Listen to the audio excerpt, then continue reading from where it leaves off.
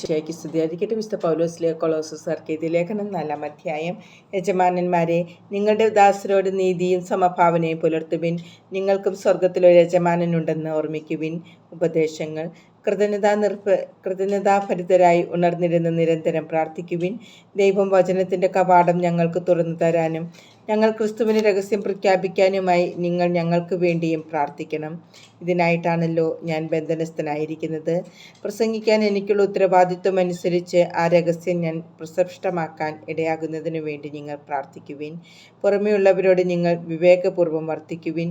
സമയം പൂർണ്ണമായും പ്രയോജനപ്പെടുത്തുക. നിങ്ങളുടെ സംസാരം എപ്പോഴും കരുണാമസൃണവും ഹൃദ്യവുമായിരിക്കട്ടെ. ഓരോരുത്തരോടും എങ്ങനെ മറുപടി പറയണമെന്ന് നിങ്ങൾ മനസ്സിലാക്കിയിരിക്കണം. ആശംസകൾ. എന്നെക്കുറിച്ചുള്ള എല്ലാ വിവരങ്ങളും തിക്കിക്കോസ് നിങ്ങളെ അറിയിക്കും. അവൻ എൻ്റെ വത്സല സഹോദരനും കർത്താവിൽ വിശ്വസ്ത ശുശ്രൂഷകനും സഹസേവകനും അത്രേ. അതിനുവേണ്ടി തന്നെയാണ് അവനെ നിങ്ങളുടെ അടുത്തേക്ക് ഞാൻ അയച്ചത്. അതായത്, ഞങ്ങളെപ്പറ്റിയുള്ള കാര്യങ്ങൾ നിങ്ങളെ അറിയിക്കുന്നതിനും നിങ്ങളുടെ ഹൃദയങ്ങൾക്ക് ആശ്വാസം പകരുന്നതിനും വേണ്ടി. നിങ്ങളിൽ നിന്ന് തന്നെയുള്ള ഒരാളും അവനോടൊപ്പം വരുന്നുണ്ട്, വിശ്വസ്തനും പ്രിയങ്കരനുമായ സഹോദരൻ ഒനേസിമോസ്. ഇവിടെ നടന്ന എല്ലാ കാര്യങ്ങളെക്കുറിച്ചും അവർ നിങ്ങളെ അറിയിക്കും. എൻ്റെ കൂട്ടുതടവുകാരനായ അരിസ്താർക്കൂസ് നിങ്ങളെ അഭിവാദനം ചെയ്യുന്നു. അപ്രകാരം തന്നെ ബർണ്ണബാസിൻ്റെ പ്രിയപുത്രനായ മർക്കോസും. അവനെക്കുറിച്ച് നിങ്ങൾക്ക് നിർദ്ദേശങ്ങൾ ലഭിച്ചിട്ടുണ്ടല്ലോ. അവൻ വരികയാണെങ്കിൽ നിങ്ങൾ അവനെ സ്വാഗതം ചെയ്യണം. യൂസ്തോസ് എന്ന് വിളിക്കപ്പെടുന്ന യേസൂസും നിങ്ങൾക്ക് വന്ദനം പറയുന്നു. ദൈവരാജ്യത്തിനു വേണ്ടി അധ്വാനിക്കുന്ന എൻ്റെ സഹപ്രവർത്തകരിൽ പരിച്ഛേദനം സ്വീകരിച്ചവർ ഈ 3 പേർ മാത്രമാണ്.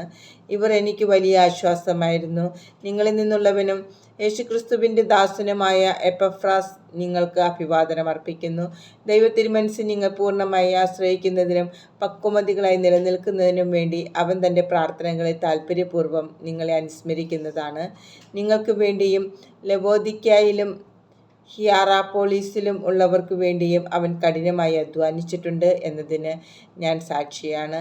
നമ്മുടെ പ്രിയങ്കരനായ ഭിഷഗ്വരൻ ലൂക്കായും ദേമാസും നിങ്ങൾക്ക് വന്ദനം പറയുന്നു. ലവോദിക്യായിലുള്ള സഹോദരർക്കും നിംഫായ്ക്കും അവളുടെ ഭവനത്തിലെ സഭയ്ക്കും എൻ്റെ ആശംസകൾ.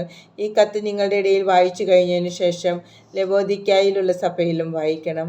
അതുപോലെ തന്നെ ലവോദിക്യായ്ക്കുള്ള കത്ത് നിങ്ങളും വായിക്കണം.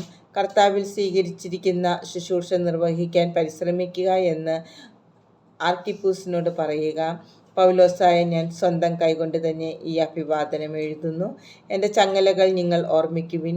ദൈവകൃപ നിങ്ങളോട് കൂടി ഉണ്ടായിരിക്കട്ടെ.